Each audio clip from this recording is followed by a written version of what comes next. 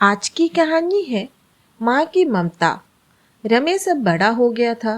पढ़ लिख कर अब उसकी एक अच्छी सी नौकरी एक शहर में भी लग गई थी। कुछ दिनों के बाद उसके माँ बाप के उसकी शादी एक सुंदर और सुशील लड़की से करा दिया, जो कि वह भी नौकरी करती थी। अब रमेश और पत्नी दोनों जॉब करते हुए एक साथ इस शहर में बस गए थे। कुछ दिनों के पश्चात रमेश के पिताजी भी अब इस दुनिया को छोड़कर चले गए, जिसके बाद उसकी माँ एकदम से अकेली सी हो गई थी। जिसके बाद कुछ दिनों के बाद रमेश अपनी माँ को अपने साथ रहने के लिए जिसके बाद शहर में आकर रमेश की माँ खुद को एकदम अकेले पाती थी।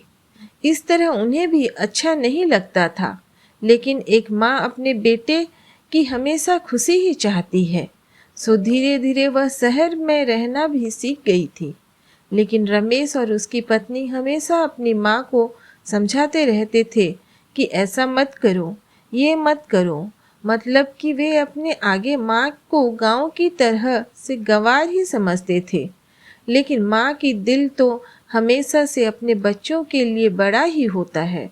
सो वे सभी बातें चुपचाप सुनकर हाँ में हाँ मिलाकर रह जाती थी। एक दिन की बात है, सुबह रमेश की पत्नी को ऑफिस जल्दी जाना था। सो वह सब कुछ जल्दी से तैयार करके रमेश का खाना पैक करके ऑफिस चली गई। फिर इसके बाद रमेश भी जल्दी जल्दी तैयार होकर ऑफिस निकल गया था। फिर कुछ समय बाद रमेश की माँ ने देखा कि उसका बेटा तो खाने का लंच बॉक्स घर पर ही भूल गया है। तो माँ ने बिना देर करते हुए फटाफट ऑफिस पहुँच गई और पास में एक कुर्सी पर बैठ गई, क्योंकि कंपनी में बाहर के व्यक्तियों को अंदर जाने के लिए मना था। सो फिर बेटे को दिक्कत ना हो इसलिए फोन न करके मैसेज किया, लेकिन रमेश अपने काम में बिजी था। सो माँ के मैसेज पर ध्यान न दिया, लेकिन उसकी माँ बाहर कब से उसका इंतजार कर रही थी। इस तरह कई घंटे बीत गए और इस बीच कई मैसेज भी किया, लेकिन रमेश का कोई उत्तर नहीं आ रहा था।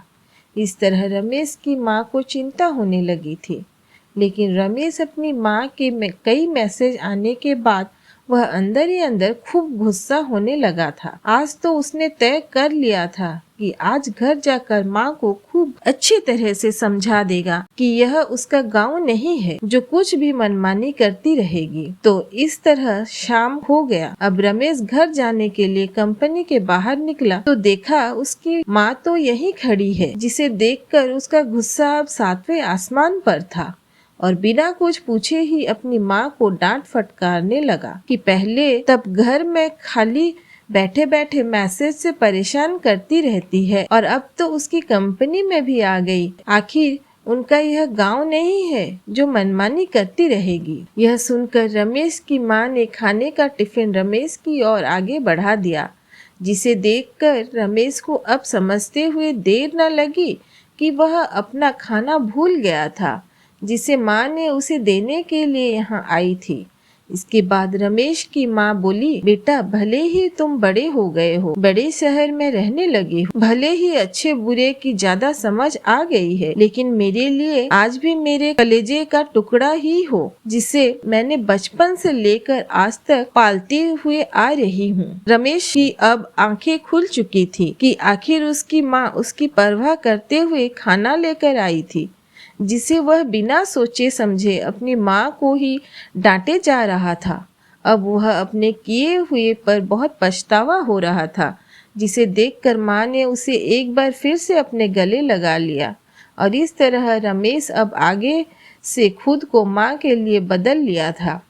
अब उनकी पहले से ज्यादा अच्छे से देखभाल करने लगा था, जिसके बाद माँ को अब शहर में भी अच्छा लगने लगा था, क्योंकि अब उसका बेटा फिर से उसे मिल गया था। इस कहानी से हमें यह सीख मिलती है कि एक तरफ जहाँ हम पढ़ लिख कर खुद को ज्यादा ही समझदार समझने लगते हैं, जिससे जाने अनजाने में माता पिता के बातों को गलत साबित करने में लग जाते हैं, लेकिन हम सभी यह भूल जाते हैं जिस माँ बाप ने अपने बच्चों को खुशियों के लिए अपनी खुशियाँ तक का त्याग कर दिया हो, वो भला माँ बाप अपने बच्चों को कैसे बुरा कर सकते हैं।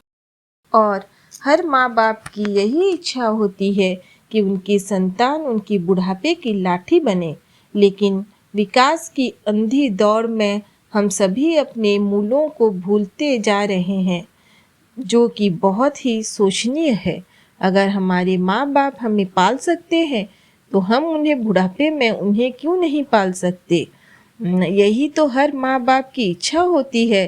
तो आप सभी अपने माँ बाप की उम्मीदों पर जरूर खरे उतरे। धन्यवाद। अगर आपको ये कहानियाँ अच्छी लगती हैं तो चैनल को लाइक, शेयर और सब्सक्राइब कीजिए।